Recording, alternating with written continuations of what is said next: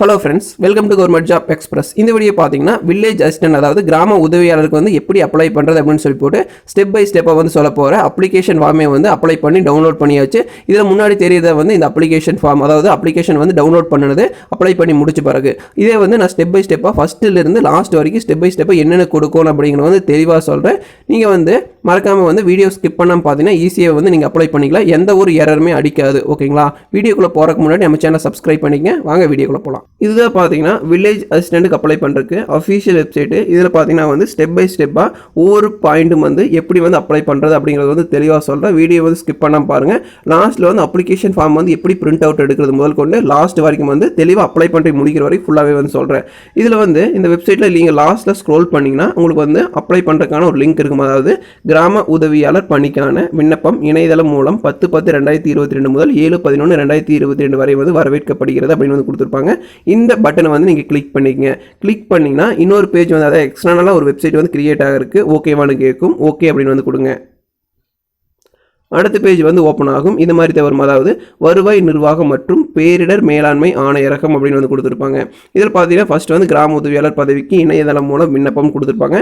இதில் ஃபர்ஸ்ட் வந்து click here to print your application form வந்து எப்படி வந்து பிரிண்ட் அவுட் எடுக்கிறதுக்கு வந்து கொடுத்துருக்காங்க. அதாவது உங்கள் அப்ளை பண்ணி முடிச்ச பிறகு உங்கள் ரிஜிஸ்ட்ரேஷன் நம்பர் அல்லது வந்து மொபைல் நம்பர் கொடுத்து இதில் வந்து பிரிண்ட் அவுட் எடுத்துக்கலாம். உங்கள் அப்ளிகேஷன் வந்து பிரிண்ட் அவுட் எடுத்துக்கலாம். நம்ம ஃபர்ஸ்ட் வந்து அப்ளை பண்ணி முடிச்சுட்டு லாஸ்ட்டில் வந்து எப்படி பிரிண்ட் அவுட் எடுக்கிறது முதல் கொண்டு நான் சொல்கிறேன். வீடியோ வந்து ஸ்கிப் பண்ணாமல் பாருங்கள். நம்ம சேனலுக்கு நீங்கள் வந்து புதியவராக இருந்தீங்கன்னா மறக்காம நம்ம சேனலை வந்து சப்ஸ்கிரைப் பண்ணி கூடவே பெல் ஐக்கானை கிளிக் பண்ணிக்கங்க. அப்போதான் நாங்கள் போடக்கூடிய ஒவ்வொரு அப்டேட் வந்து நீங்கள் உடனுக்குடன் தெரிந்து கொள்ளலாம். அது மட்டும் இல்லாமல் கீழே டிஸ்கிரிப்ஷனில் வாட்ஸ்அப் மற்றும் டெலிகிராம் குரூப்போட லிங்க் இருக்குது. மறக்காம ஜாயின் பண்ணிக்கங்க. ஃபர்ஸ்ட் பார்த்தீங்கன்னா கிராம உதவியாளர் பதவிக்கான தேவையான விவரங்கள் உள்ளிடவும் கொடுத்துக்கிறாங்க. ஃபர்ஸ்ட் வந்து விண்ணப்பதாரரோட விவரம், அதாவது நம்ம அப்ளிகேண்டோட நம்மளோட டீட்டெயில்ஸ் எல்லாம் கேட்டுக்கிறாங்க. ஃபர்ஸ்ட் பார்த்தீங்கன்னா விண்ணப்பதாரரின் பெயர், உங்கள் பேர் வந்து 10th மார்க் ஷீட்லையோ 12th மார்க் ஷீட்லையோ எப்படி இருக்குதோ அது மாதிரி எல்லாத்தையுமே வந்து கேப்ஸ் லெட்டரில் வந்து கொடுத்துக்குங்க. இந்த ஸ்டார் மாதிரி, அதாவது ரெட் கலரில் வந்து ஸ்டார் மாதிரி கொடுத்துக்கிறாங்க. இதில் வந்து கண்டிப்பாக கொடுக்கணும், இல்லைனா வந்து அப்லோட் ஆகாது. என்னென்ன கொடுத்துக்கலாம் அது எல்லாத்துக்குமே கொடுக்கணும். ஸ்டெப் பை ஸ்டெப்பாக கொடுக்குறேன். ஃபர்ஸ்ட் பார்த்தீங்கன்னா உங்கள் நேம் வந்து என்டர் பண்ணிங்க. நான் பார்த்தீங்கன்னா என்னோட நேம் வந்து என்டர் பண்ணிக்கிறேன். செகண்ட் பார்த்தீங்கன்னா விண்ணப்பதாரரின் பெயர் தமிழில் கொடுத்துக்கிறாங்க. உங்கள் தமிழில் நேம் எப்படி இருக்குதோ அது மாதிரி டைப் பண்ணிங்க. ஒரு சில பேருக்கு பார்த்தீங்கன்னா 2 நேம் இருக்கும். எக்ஸாம்பிளுக்கு பார்த்தீங்கன்னா நான் ராம்குமார் அப்படின்னு வந்து டைப் பண்ணிக்கிறேன். இது என்றதில் இன்னொருத்தரோடது அவருக்கு வந்து நான் அப்ளை பண்ணி கொடுக்குறேன். அப்படி பண்ணும்போது ராம்குமார் அப்படிங்கிற 2 இடத்துல வந்து ஸ்பேஸ் இருக்குமா, ஒருவேளை உங்கள் 10th மார்க் ஷீட் எப்படி இருக்குது அதுக்கு மாதிரி பண்ணுங்க. அதாவது ராம் ஸ்பேஸ் விட்டு குமார்னு ஒரு சில பேருக்கு இருக்குது, இல்லைன்னா ராம்குமார் அப்படின்னு சொல்லி போட்டு பேர் இருக்குது ஒரு சில பேருக்கு. அதனால நீங்கள் வந்து உங்களுக்கு எப்படி நேம் 10th மார்க் ஷீட் இருக்குதோ அது மாதிரி வந்து கொடுத்துங்க. ஸ்பேஸ் இருக்குமா ஸ்பேஸ் இருக்காதா, இதே ஒரே நேமாக இருந்துட்டா பிரச்சனை இல்லை. இப்போ 2ஆக வர்றப்ப தான் வந்து நீங்கள் அது தகுந்த மாதிரி வந்து பார்த்துங்க. 10th மார்க் ஷீட்டில் எப்படி இருக்குதோ அது மாதிரி பார்த்துங்க. அடுத்து பார்த்தீங்கன்னா விண்ணப்பதாரின் பெயர் தமிழில், அதே மாதிரி வந்து உங்கள் தமிழில் வந்து மென்ஷன் பண்ணிக்க. நான் வந்து மென்ஷன் பண்ணிக்கிறேன். நான் வந்து தமிழில் கொடுத்துட்டேன். அடுத்து பார்த்தீங்கன்னா தந்தை அல்லது கணவரின் பெயரை உள்ளிடவும் கொடுத்துக்கிறாங்க. உங்கள் ஹஸ்பண்ட் அல்லது ஃபாதரோட நேம் வந்து என்டர் பண்ணிக்கங்க. நெக்ஸ்ட் ஒன் பார்த்தீங்கன்னா தொடர்புக்கான முகவரி, அதாவது பார்த்தீங்கன்னா அட்ரஸ் கேட்டிருக்காங்க. இதில் என்னென்ன லெட்டர் வந்து என்டர் பண்ணலாம் அப்படின்னு கொடுத்துருக்காங்க. அதாவது ஒன்லி டெக்ஸ்ட், அதாவது உங்கள் லெட்டர், அதாவது பார்த்தீங்கன்னா ABCD வந்து நீங்கள் என்டர் பண்ணிக்கலாம். தமிழில் பார்த்தீங்கன்னா லெட்டர் வந்து டைப் பண்ணிக்கலாம். அடுத்து பார்த்தீங்கன்னா நம்பர்ஸ் 1 2 3 நம்பர் வந்து டைப் பண்ணிக்கலாம். அடுத்து பார்த்தீங்கன்னா ஓப்பன் ப்ராக்கெட் க்ளோஸ் ப்ராக்கெட். அடுத்து பார்த்தீங்கன்னா இந்த ஹைஃபன் மாதிரி கொடுத்துருக்காங்க, அது வந்து என்டர் பண்ணிக்கலாம். இது தவிர்த்து ஹேஸ் அட் இதெல்லாம் வந்து என்டர் பண்ணிங்கன்னா உங்களுக்கு எரர் அடிக்கும். அதை வந்து மேலே கொடுத்துருக்காங்க. என்னென்ன லெட்டர் மட்டும் என்டர் பண்ணணும் அப்படின்னு சொல்லி கொடுத்துருக்காங்க. அது மாதிரி வந்து உங்கள் அட்ரஸ் வந்து நீங்கள் என்டர் பண்ணிக்கங்க. நான் பார்த்தீங்கன்னா ஃபுல் அட்ரஸ் வந்து டைப் பண்ணிவிட்டேன். நான் வந்து ப்ரைவசிக்காக வந்து நான் ஹைட் பண்ணிக்கிறேன். நீங்களும் வந்து உங்கள் ஃபுல் அட்ரஸ் வந்து டைப் பண்ணிக்கங்க. அடுத்தது பார்த்தீங்கன்னா பின்கோடு வந்து கேட்டுருக்காங்க. உங்கள் பின்கோடு வந்து இதில் என்டர் பண்ணிக்கங்க. அடுத்து பார்த்தீங்கன்னா ஜெண்டர் கேட்டுக்கிறாங்க. நீங்கள் மேலா ஃபீமேலா என்ன வந்து அதுவோ நீங்கள் வந்து கொடுத்துக்குங்க. நான் வந்து மேல் அப்படின்னு வந்து கொடுத்துக்கிறேன். அடுத்து பார்த்தீங்கன்னா தேசியத்தை, அதாவது பார்த்தீங்கன்னா தேசியத்தை தேர்ந்தெடுக்கும், அதாவது நேஷனாலிட்டி கேட்டுக்கிறாங்க. இந்தியன்னா எல்லாருமே இந்தியனாக திறப்பீங்க, இந்தியன் வந்து கொடுத்துங்க. அடுத்து ஒருவேளை இந்தியர் அல்லாதவர் அப்படின்னா நீங்கள் வந்து தேசியத்தை வந்து கீழே மென்ஷன் பண்ணணும். இதில் பார்த்தீங்கன்னா ஒருவேளை நீங்கள் இந்தியர் இல்லைன்னா அதர்ஸ் அப்படின்னு கொடுத்து போட்டு நீங்கள் வந்து கீழே தேசியத்தை வந்து மென்ஷன் பண்ணணும். இது நம்ம இந்தியன் காட்டி எந்த பிரச்சனையும் இல்லை, இது வந்து கொடுக்க வேண்டியதில்லை. அடுத்து பார்த்தீங்கன்னா மதத்தை, அதாவது ரிலீஜியன் வந்து கேட்டுக்கிறாங்க. நீங்கள் என்ன மதமோ அதை வந்து கொடுத்துங்க. நான் வந்து ஹிந்துன்னு கொடுத்துக்கிறேன். அடுத்து பார்த்தீங்கன்னா மேலே உள்ள பட்டியலை தவிர இதில் பார்த்தீங்கன்னா இதில் வந்து எது இல்லை, ஒருவேளை ஹிந்து, முஸ்லீம், கிறிஸ்டின், சிக்கிம், ஜெயின் அப்படின்னு வந்து கொடுத்துக்கிறாங்க.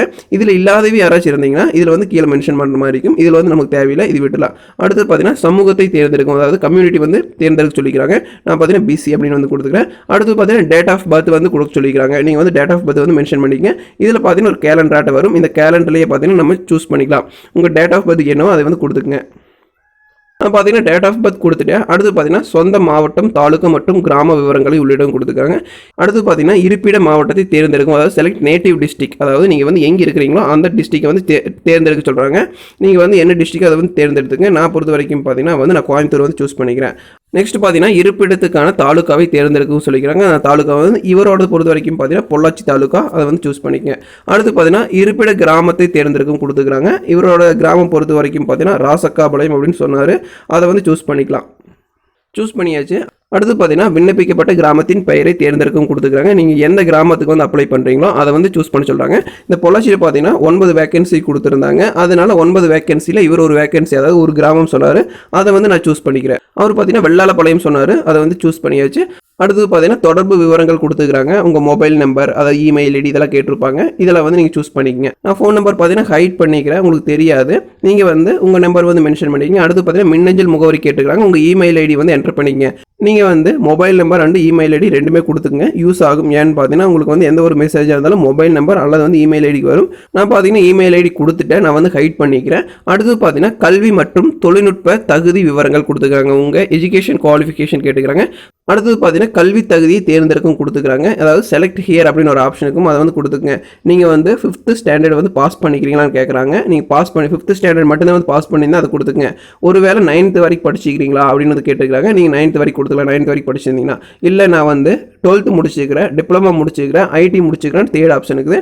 இல்லைனா வந்து நீங்கள் டிகிரி ஸ்டாண்டர்ட் ஏதாச்சும் முடிச்சிருந்தீங்கன்னா அதர் குவாலிஃபிகேஷன் அப்படின்னு வந்து கொடுத்துங்க. அதாவது ஹையர் குவாலிஃபிகேஷன் இருக்குது. நான் 4th ஆப்ஷன், அதை வந்து நீங்கள் சூஸ் பண்ணிங்க. நான் வந்து 4th ஆப்ஷன் வந்து சூஸ் பண்ணிக்கிறேன். அடுத்து பார்த்தீங்கன்னா தொழில்நுட்ப தகுதியை குறிப்பிடவும், அதாவது ஏதாச்சும் டைப்ரைட்டிங் இது முடிச்சிருந்தீங்கன்னா கீழே வந்து மென்ஷன் பண்ணிக்கலாம், இல்லைன்னா பிரச்சனை இல்லை. அடுத்து பார்த்தீங்கன்னா ஓட்டுநர் திறன் விவரங்கள், அதாவது உங்கள் டிரைவிங் ஸ்கில்லை வந்து கேட்டிருக்காங்க. ஃபர்ஸ்ட் பார்த்தீங்கன்னா சைக்கிள் ஓட்டுதல். இந்த வேலை வாய்ப்புக்கு பார்த்தீங்கன்னா கன்ஃபார்மாக எல்லாத்துக்கும் சைக்கிள் ஓட்ட தெரிஞ்சிருக்கும், எல்லாருமே ஓட்ட தெரியும். இதில் வந்து செலக்ட் ஹியர் அப்படின்னு ஒரு ஆப்ஷன் இருக்கும். எனக்கு ஓட்ட தெரியுமா அப்படின்னு கேட்குறாங்க. ஓட்ட தெரியும், ஆம் அப்படி எஸ்ன்னு கொடுத்துங்க.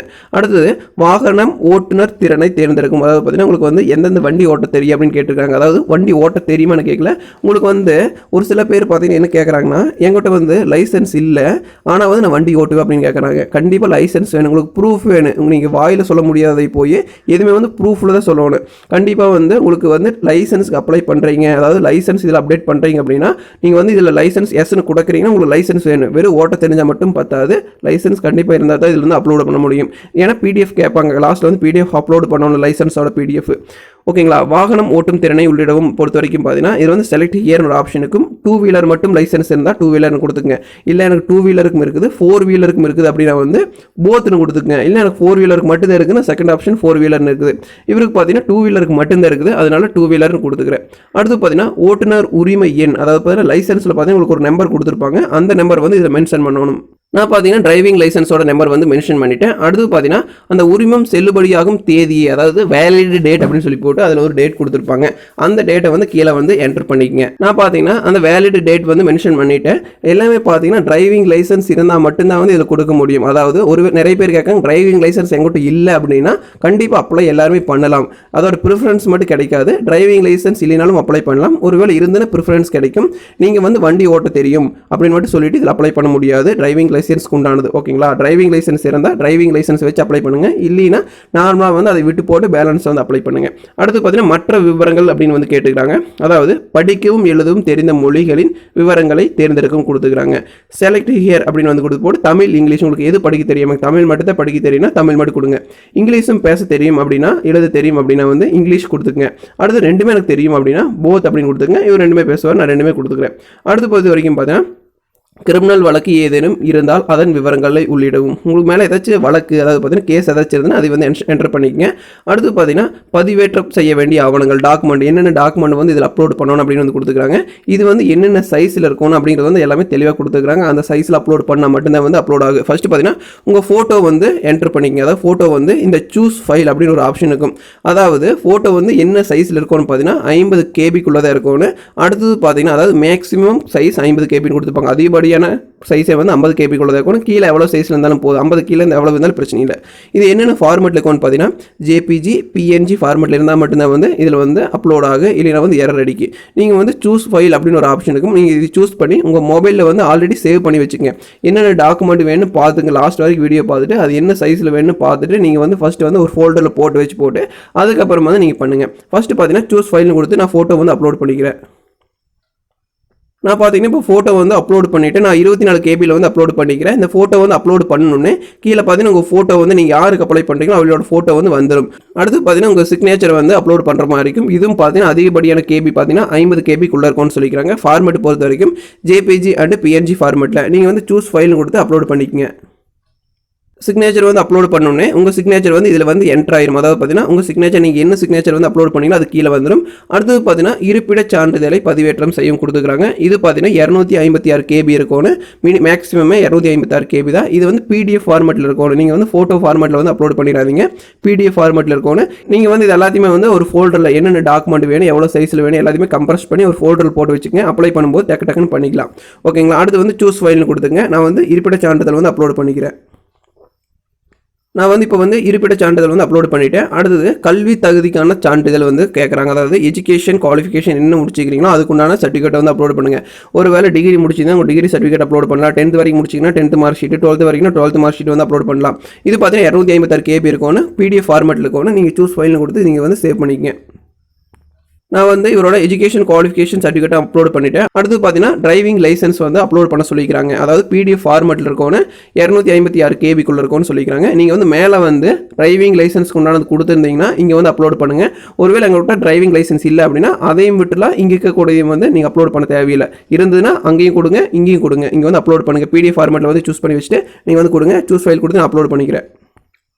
நான் வந்து டிரைவிங் லைசன்ஸ் வந்து அப்லோட் பண்ணிட்டேன். அடுத்து பார்த்தீங்கன்னா ஜாதி சான்றிதழ், அதாவது உங்கள் கம்யூனிட்டி சர்டிஃபிகேட் வந்து அப்லோட் பண்ணுங்கள். இதுவும் பார்த்தீங்கன்னா பிடிஎஃப் ஃபார்மேட்டில் இருக்கணும். 256 கேபிக்குள்ள இருக்கணும். நான் வந்து சூஸ் ஃபைல் கொடுத்து பண்ணிக்கிறேன். நான் பார்த்தீங்கன்னா கம்யூனிட்டி சர்டிஃபிகேட் வந்து இப்போ அப்லோட் பண்ணிட்டேன். அடுத்தது பார்த்தீங்கன்னா என்ன கேட்குறாங்கன்னா முன்னாள் படை வீரர் சான்றிதழ் பதிவேற்றம் செய்யும். அதாவது ஒருவேளை நீங்கள் எக்ஸ் சர்வீஸ் மேனாக இருந்தீங்கன்னா நீங்கள் வந்து இதில் வந்து அப்லோட் பண்ணுங்கள், இல்லைன்னா விட்டுருங்க. அடுத்தது பார்த்தீங்கன்னா ஃபிசிக்கலி சேலஞ்சு சர்டிஃபிகேட் கேட்டுக்கிறாங்க. அதாவது நீங்கள் உடல் ரீதியாக அதாவது ஏதாச்சும் ஊனமுற்றோர் இருந்தீங்கன்னா அதுக்குண்டான சர்டிஃபிகேட் இருந்ததுன்னா நீங்கள் வந்து இதுக்கு அப்லோட் பண்ணிக்கங்க.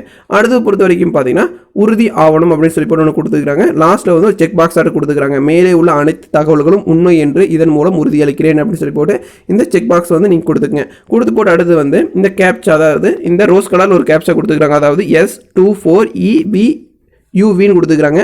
அதை வந்து நீங்கள் கேப்சா அப்படிங்கிற ஒரு பாக்ஸ் ஆட் இருக்கும். இதை வந்து கிளிக் பண்ணி அதில் வந்து கொடுத்துக்குங்க. ஏன்னா உங்களுக்கு ஒரு கேப்சா இருக்கும், எனக்கு ஒரு கேப்சா இருக்கும். அதை வந்து நீங்கள் வந்து என்ன இருக்குதோ அங்கே வந்து கொடுத்துக்குங்க. இதில் வந்து மென்ஷன் பண்ணிக்கங்க. கேப்சா வந்து கேப்ஸ் லெட்டரில் இருந்ததுன்னா கேப்ஸ் லெட்டர் கொடுங்க, ஸ்மால் இருந்தால் ஸ்மால் கொடுங்க, இல்லைனா வந்து எரர் அடிக்கும். நீங்கள் வந்து எதில் இருக்குதோ அது மாதிரி கொடுத்துங்க. நான் வந்து கொடுத்துட்டேன். அடுத்து பார்த்தீங்கன்னா லாஸ்ட்டில் சேவ்னு ஒரு பட்டன் இருக்குது, அதை வந்து கிளிக் பண்ணிக்கங்க. இதே மாதிரி ஒரு பேஜ் ஓப்பன் ஆகும். அதாவது do you want to submit your application for the post அப்படின்னு கொடுத்துருப்பாங்க. ஓகே அப்படின்னு ஒரு பட்டனுக்கு அதை வந்து கிளிக் பண்ணிக்கங்க. பேஜ் வந்து லோட் ஆகும், வெயிட் பண்ணுங்கள். நெக்ஸ்ட் பேஜ் பார்த்தீங்கன்னா இந்த மாதிரி தேவை. அதாவது பார்த்தீங்கன்னா கிராம உதவியாளர் பதவிக்கு இணையதள விண்ணப்பம் கொடுத்து போட்டு விண்ணப்பதாரர் விவரம் நீங்கள் அப்ளை பண்ண டீட்டெயில்ஸ் ஃபுல்லாமே வந்து உங்கள் அப்ளிகேஷன் ஃபார்ம் வந்து டவுன்லோட் ஆயிரும். அதாவது பார்த்தீங்கன்னா எப்படி டவுன்லோட் பண்ணுறதுன்னு பார்க்கலாம். இப்போ அப்ளிகேஷன் ஃபார்ம் கூடலாம் கொடுத்துருப்பாங்க. நான் இதில் பார்த்தீங்கன்னா உங்கள் ரிஜிஸ்ட்ரேஷன் ஐடி வந்துட்டு சப்மிட்டட் டேட், நீங்கள் எந்த டேட்டில் வந்து பண்ணீங்க, அடுத்து பார்த்தீங்கன்னா எந்த டைமில் பண்ணீங்க அப்படிங்கிற ஃபுல் டீட்டெயில்ஸ் வந்துட்டு நான் ரிஜிஸ்ட்ரேஷன் நம்பர் வந்து நான் ஹைட் பண்ணிக்கிறேன் பர்சனல் டீட்டெயில்ஸுங்காட்டி. அடுத்து பார்த்தீங்கன்னா உங்கள் நேமு, அடுத்து என்னென்ன டீட்டெயில்ஸ் கொடுத்தீங்களோ எல்லாமே வந்துடும். இதில் பார்த்தீங்கன்னா அப்ளை பண்ண டீட்டெயில்ஸ், உங்கள் பேர், உங்கள் ஃபாதர் நேம், இல்லை ஹஸ்பண்ட் நேமு, நீங்கள் அட்ரஸ் எல்லாமே வந்துடும். இதில் லாஸ்ட்டில் ஸ்க்ரோல் பண்ணிங்கன்னா இதில் பார்த்தீங்கன்னா உங்களுக்கு வந்து டவுன்லோட் பண்ணுறதுக்கான ஆப்ஷன் இருக்கும். அதாவது பார்த்தீங்கன்னா நீங்கள் வந்து நீங்கள் என்னென்ன டாக்குமெண்ட் அட்டாச் பண்ணீங்க எல்லாமே வந்து இதில் வந்துடும். கீழே லாஸ்ட்டில் ஸ்க்ரோல் பண்ணிங்கன்னா பிரிண்ட்னு ஒரு ஆப்ஷன் இருக்கும். அதை வந்து நீங்கள் கிளிக் பண்ணிக்கங்க. கொஞ்சம் லோட் ஆகும், வெயிட் பண்ணுங்கள். டோட்டலாக பார்த்தீங்கன்னா அப்ளிகேஷன் ஃபார்ம் வந்து டவுன்லோட் பண்ணியாச்சு. இப்போ பார்த்தீங்கன்னா உங்களுக்கு வந்து 8 பேஜ் வந்து இதில் இருக்குது. எக்ஸாம்பிளுக்கு பார்த்தீங்கன்னா நான் டிரைவிங் லைசன்ஸ் எல்லாமே வந்து அப்லோட் பண்ணிக்கிறேன், அதனால் 8 பேஜ் வரும். ஒரு சில பேர் வந்து டிரைவிங் லைசன்ஸ் வந்து இல்லாமல் அப்லோட் பண்ணினா குறைவான பேஜ் வரும். அதனால பிரச்சனை இல்லை, எவ்வளோ பேஜ் வருதோ அதை வந்து நீங்கள் டவுன்லோட் பண்ணிக்கலாம். இதில் சைடில் பார்த்தீங்கன்னா பிடிஎஃப்னு ஒரு ஆப்ஷன் இருக்குது, அதை வந்து நீங்கள் கிளிக் பண்ணிங்கன்னா உங்களுக்கு வந்து பிடிஎஃபாக வந்து டவுன்லோட் ஆயிரும். அடுத்து பார்த்தீங்கன்னா இந்த மாதிரி ஒரு பேஜ் ஓப்பன் ஆகும். இதில் பார்த்தீங்கன்னா நீங்கள் சேவ் அப்படின்னு வந்து கொடுத்துட்டீங்க அப்படின்னா வந்து உங்கள் பிடிஎஃப் வந்து உங்கள் ஃபோல்டர், அதாவது பார்த்தீங்கன்னா உங்கள் மொபைலில் வந்து சேவ் ஆகிக்கும். இவ்வளோ தான் ஈஸியாக பண்ணிக்கலாம். அடுத்து பார்த்தீங்கன்னா எப்படி வந்து மொபைல் நம்பர் யூஸ் பண்ணி வந்து உங்களுக்கு வந்து டவுன்லோட் பண்ணலாம் அப்படின்னு வந்து பார்க்கலாம். நார்மலாக இந்த வெப்சைட்டே வந்துக்குங்க. இதில் பார்த்தீங்கன்னா வருவாய் நிர்வாகம் மற்றும் பேரிடர் மேலாண்மை ஆணையரகம் இதில் கீழே ஸ்க்ரோல் பண்ணிங்கன்னா அதாவது click here to print your application இருக்கும். உங்கள் ரிஜிஸ்ட்ரேஷன் நம்பர் அதில் அப்ளை பண்ணும்போது ரிஜிஸ்ட்ரேஷன் நம்பர் வந்திருக்கு, அதை வச்சு வேணாலும் டவுன்லோட் பண்ணிக்கலாம். இல்லை மொபைல் நம்பர் யூஸ் பண்ணி வேணாலும் டவுன்லோட் பண்ணிக்கலாம். சைடில் பார்த்தீங்கன்னா மொபைல் நம்பர்னு ஒரு ஆப்ஷன் இருக்குது. நான் மொபைல் நம்பர் வச்சு எப்படி டவுன்லோட் பண்ணுறதுன்னு சொல்கிறேன். மொபைல் நம்பர் அப்படின்னு நீல கலரில் இருக்குது, அதை வந்து நீங்கள் கிளிக் பண்ணிக்கங்க. கிளிக் பண்ணிங்கன்னா கொஞ்சம் லோட் ஆகும், வெயிட் பண்ணுங்கள். அடுத்து பார்த்தீங்கன்னா அப்ளிகேஷன் வந்து பிரிண்ட் பண்ணுறதுக்கான ஒரு ஆப்ஷன் வரும். அதாவது உங்கள் மொபைல் நம்பர் வந்து என்டர் பண்ணுற மாதிரி வரும். அடுத்து பார்த்தீங்கன்னா இந்த கேப்சா என்டர் பண்ணுற மாதிரி இருக்கும். நான் வந்து இப்போ அப்ளை பண்ண மொபைல் நம்பர் வந்து என்டர் பண்ணிக்கிறேன். நான் இப்போ பார்த்தீங்கன்னா மொபைல் நம்பர் வந்து என்டர் பண்ணிவிட்டேன். ப்ரைவேசிங்காட்டி நான் வந்து அதை ஹைட் பண்ணிவிட்டேன். கீழே பார்த்தீங்கன்னா இந்த கேப்சா வந்து என்டர் பண்ணிக்கங்க. அதாவது M8N உங்களுக்கு என்ன கேப்சா வருதோ அதை வந்து என்டர் பண்ணிக்கங்க. இந்த கேப்சாவை பொறுத்த வரைக்கும் பார்த்தீங்கன்னா கேப்ஸ்லாம் கேப்ஸ் கொடுங்க, ஸ்மால்னா ஸ்மால் கொடுங்க. நீங்கள் அப்ளை பண்ணும்போது ஏதாச்சும் எரர் அடிச்சுது அப்படின்னா வந்து மறுபடியும் வந்து இன்னொரு டைம் அப்லோட் பண்ணுங்கள். அதாவது பார்த்தீங்கன்னா கம்யூனிட்டி சர்டிஃபிகேட் ரிக்யூர்டு, அதாவது லைசன்ஸ் ரிக்யூர்டு அப்படின்னு வந்து ஏதாச்சும் எரர் அடிச்சுன்னா மறுபடியும் இன்னொரு டைம் வந்து மறுபடியும் ஃபஸ்ட்டு வந்து ஃபில் பண்ணி அப்லோட் பண்ணிங்கன்னா அப்லோட் ஆகிக்கும். 1 or 2 டைம் பண்ணுங்கள். நானும் வந்து ஒரு டைம் பண்ணுறப்போ அப்லோட் ஆகலை. அதாவது பார்த்தீங்கன்னா ஒரு டைம் பண்ணும்போது எரர் அடிச்சுது. நான் வந்து இது கொடுத்துட்டேன். கீழே வந்து சேவ்னு ஒரு ஆப்ஷனுக்கு அதை வந்து கொடுத்துக்குங்க. அடுத்து வந்து அப்ளிகேஷன் வந்து டவுன்லோட் பண்ணுறதுக்கு ஓகே அப்படின்னு கேட்குது. நீங்கள் வந்து ஓகேன்னு கொடுத்துக்குங்க. அடுத்து பார்த்து இதே மாதிரி வந்துருச்சு. அடுத்து பார்த்தீங்கன்னா விண்ணப்பதாரர் விவரங்கள் கொடுத்துட்டாங்க. இதில் பார்த்தீங்கன்னா உங்கள் ரிஜிஸ்ட்ரேஷன் நம்பரு, நீங்கள் வந்து எப்போ டேட் சப்மிட் பண்ணீங்க எல்லாமே வந்து டவுன்லோட் ஆயிடுச்சு. உங்கள் நேம் முதல் கொண்டு எல்லாமே வந்து என்னென்ன டாக்குமெண்ட் வந்து அட்டாச் பண்ணீங்க எல்லாமே வந்து கீழே வந்துடும். நீங்கள் வந்து பிரிண்ட் அவுட் போட்டு வச்சுக்கலாம். ஈஸியாக வந்து டவுன்லோட் பண்ணிக்கலாம். ஏதாச்சும் டவுட் இருந்ததுன்னா சொல்லுங்கள். நான் வந்து இந்த ரிஜிஸ்ட்ரேஷன் நம்பரு இதெல்லாம் வந்து நான் ஹைட் பண்ணிக்கிறேன். உங்களுக்கு வந்து இந்த தகவல் வந்து பயனுள்ளதாக இருந்ததுன்னா மறக்காமல் லைக் பண்ணுங்கள், கமெண்ட் பண்ணுங்கள், உங்கள் நண்பர்களுக்கு வந்து ஷேர் பண்ணுங்கள். நன்றி, வணக்கம்.